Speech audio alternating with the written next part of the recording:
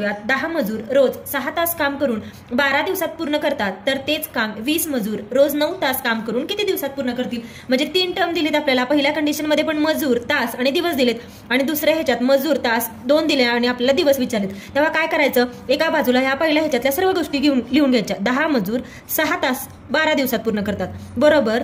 तर तेच काम 20 मजूर 9 तास काम करून किती दिवसात पूर्ण करतील?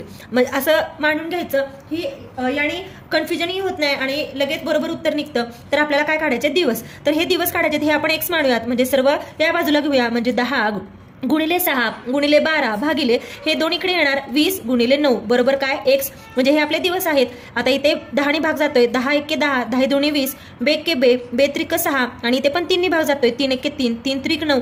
आता इथे 3 भाग घालूया. 3 एके 3, 3 चोक 12. म्हणजे 4 म्हणजे काय आले आपले? हे दिवस. म्हणजे ते मजूर किती दिवसात पूर्ण करतील? तर 4. ऑप्शन 2.